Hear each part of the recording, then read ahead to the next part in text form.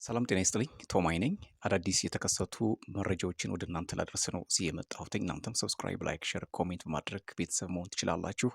ሱዳን በባለፈው ሳምንት እስካሁን ድረስ 114 ሰዎች አዲስ ባገረሸው በአርኤስኤፍ እና በቡርሃን ጦር መካከል በተደረገ ግጭት ህይወታቸው ማለፉን የሕክምና ምንጮች አረጋግጠዋል። ፍራንስ 24 አስነብቧል።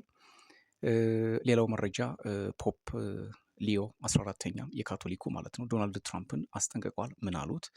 ሌላው የታጠቁ ኃይሎች በናይጄሪያ 30 ሰዎችን መግደላቸውን አልጀዚራ፣ ሚድል ኢስት ሞኒተር እና ሌሎች መረጃዎች ይዘው ወጥተዋል።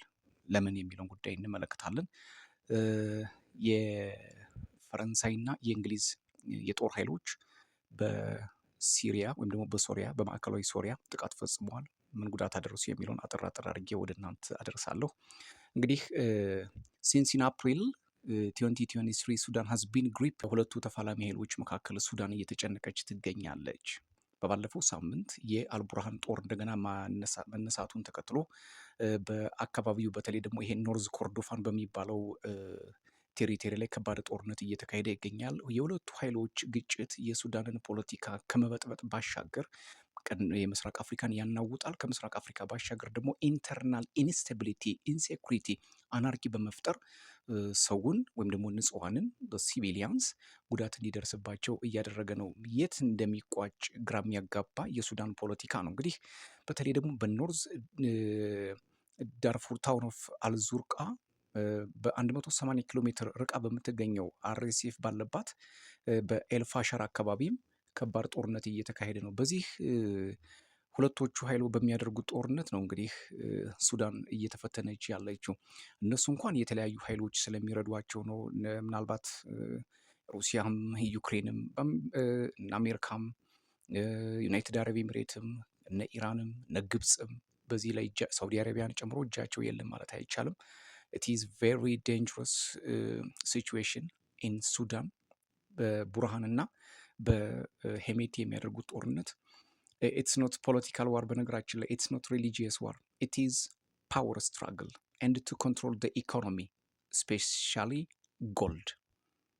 ስፔሲፊካሊ ታርጌት ተደርጎ ጦርነቱ እንዲባባስ የሚደረገው የወርቅ ማዕድንን ለመውረስ የሚደረግ ሽኩቻ ስለሆነ ይሄ ለህዝቡም የሆነ አይደለም፣ ለፖለቲካም አይደለም፣ ወይም ደግሞ ስልጣንም ፍለጋም ብቻ አይደለም።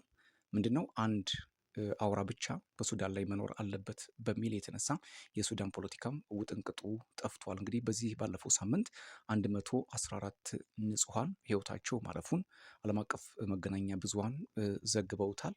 ሌላው ከዚሁ ከአፍሪካ ጋር በተያያዘ እንግዲህ በባለፈው ሳምንት እንደሚታወቀው ናይጄሪያ በዶናልድ ትራምፕ ከባድ የአየር ጥቃት ደርሶባታል። አይኤስአይኤስን አጠቃለው በሚል የፔንታጎን ባለስልጣናት ከባድ የሆነ ዘመቻ አድርገው የተሳካም ጥቃት አድርገናል ማለታቸው ይታወሳል። ነገር ግን በናይጄሪያ ፖለቲካ ውጥንቅጥ የፈጠረ ጥቃት እንደነበር ብዙዎቻችን የምናስታውሰው ነው።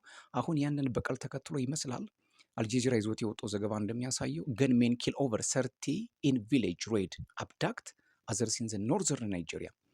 በአልጀዚራ ዘገባ ይሄን ይላል። ሌላው ሞርኒንግ ስታር ይዞት የወጣው ዘገባ እንደሚያሳየው ገንሜን አታክ ቪሌጅ ኖርዘርን ናይጄሪያ ኪሊንግ አትሊስት 30 ሰዎችን አጥቅተዋል ለሚለው።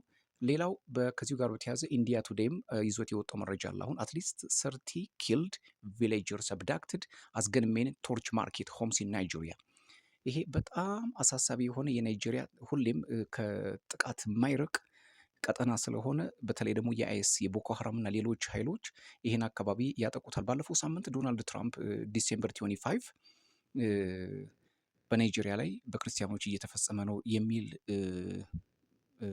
ሰበብ በማንሳት ከባድ ጥቃት አድርሰዋል። ጥቃቱ በእርግጥ ምንም ጥርጥር የሌለበት በዛ አካባቢ ይካሄዳል። ያው እንደምታውቁት እንግዲህ ኖርዘርን እና ሳውዘርኑ ሞስት ዶሚናንት ሙስሊሙ ሞስት ዶሚናንት ክርስቲያንስ በሚባሉት ኤሪያዎች ላይ ሁሌም ግጭቶች ይኖራሉ።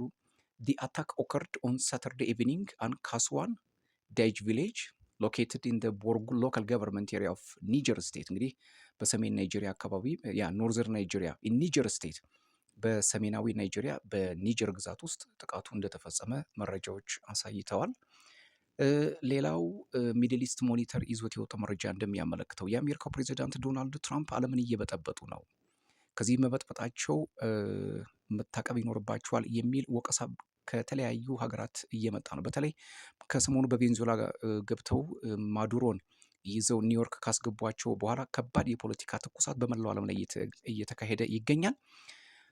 እንግዲህ በቀኝና በግራ በጋርዶች በአሜሪካ ጋርዶች ታጅበው ሲገቡ ኒኮላስ ማዱሮ ሃፒ ኒው ይር ሲሉ ተደምጠዋል። አሜሪካ እጹን ወይስ ነዳጁን ፈልጋ ነው ማዱሮን በቁጥጥር ስር ያደረገቻቸው ወይንስ ደግሞ ሌላ ፖለቲካዊ አንድምታ የሚለው ቀስ እያለ ነው የሚገለጠው። ነገር ግን የሉዓላዊነት ጥሰት መሆኑ የብዙ ታላላቅ ሰዎች ምስክርነት እየሆነ መጥቷል። ፖፕ urges end to violence, respect for sovereignty after US capture ቬንዙዌላን ማዱሮን ከያዙ በኋላ የሰጡት መግለጫ ነው ፖፑ። ይሄ በጣም አሳሳቢ ጉዳይ እንደሆነ ቴሪቶሪ መከበር እንዳለበት በግልጽ ነው የተናገሩት።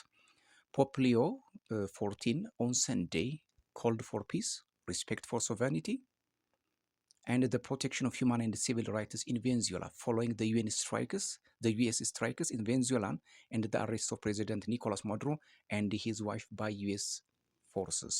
የአናዶሉ መረጃ ጠቅሶ ነው ሚድል ኢስት ሞኒተር እያስነበበው። አሁን እንግዲህ ይሄ የፖለቲካ ዥዋዥዌው በጣም ቀጥሏል። በካራካስና በዋሽንግተን መካከል የማያልቅ ክር ሊሆን ይችላል የሚል በጣም ስጋት አለ። በተለይ ዶናልድ ትራምፕ ነዳጁን ለመቆጣጠር እና በዛ አካባቢ የሚንቀሳቀሱ ድራግ ስማግለርስ ለማጥቃት ሲፈልጉ ዘልቀው ወደ ፔኔትሬት አድርገው የገቡበት ጥቃት ነው የሚሉ ብዙ መረጃዎች እየወጡ ነው። እንግዲህ እንደምታስታውሱት ከሆነ በጀልባ ላይ በሚንቀሳቀሱ ድራግ ስማግለርስ ናቸው በሚል እስካሁን ድረስ 115 የሚሆኑ የቬንዙዌላ ድራግ ስማግለርስ አሜሪካ እንዳለቻቸው ድራግ ስማግለርስ ወይ ደግሞ እጽ አዘዋዋሪዎች ላይ ጥቃት ማድረሷን የፔንታጎን ባለስልጣናትም ዶናልድ ትራምፕም መግለጫ ሰጥተዋል። ነገር ግን አሁን ማዱሮን በሚፈልጉ አካላት መካከል እና አሜሪካ መካከል ያለው ውጥረት ነው አስፈሪ ሊሆን የሚችለው። ሰሜን ኮሪያ እያወገዘች ነው፣ ኢራን እያወገዘች ነው፣ ሩሲያ እያወገዘች ነው፣ ቻይና እያወገዘች ነው፣ ኩባ እያወገዘች ነው፣ ህንድ እያወገዘች ነው፣ ማሌዥያ እያወገዘች ነው። the whole these countries against America and pro ማዱሮ ሆነዋል። ይሄ የፕሮ ኤንድ ኮንስ ፖለቲካው ደግሞ እንግዲህ የመደገፍና የመቃወም ፖለቲካው በዚህ የሚቀጥል ከሆነ የአሜሪካን የውጭ ፖሊሲ ቅርቃር ውስጥ ሊከት ይችላል የሚል ቅድመ መላመት እየተሰጠ ይገኛል። ምክንያቱም this is action of dictators የዲክታተሮች ድርጊት ነው የሚሉ ብዙ ተንታኞች እየመጡ ነው። እንግዲህ ከዚህ በመቀጠል ሌላው መረጃ ደግሞ አሁን በቅርብ ሰዓት ሶሪያ ላይ ከባድ ጥቃት ተፈጽሟል። ጥቃቱን የፈጸሙት ደግሞ የፈረንሳይና የእንግሊዝ አየር ኃይሎች ናቸው። እንግዲህ ለእኛ በዜና በሚዲያዎች የወጣው እንደሚያመላክተው ምንድን ነው በዛ አካባቢ ሲንቀሳቀስ የነበረው የአይኤስ ክንፍ ዳኤሽ የተባለውን ቡድን ለማጥቃት ተፈልጎ ነው። ነገር ግን እስካሁን ድረስ ከደማስቆና ከዳኤሽ ክንፍ ወይም ደግሞ ከአይኤስ ባለስልጣናት የተሰጠ መግለጫ የለም። ሰዓቱ የነበሩ እኛ አጫጭር መረጃዎች እነዚህን ይመስሉ ነበር። ሰብስክራይብ፣ ላይክ፣ ሼር፣ ኮሜንት እያደረጋችሁ ቤተሰብ ሁኑ። ሰላም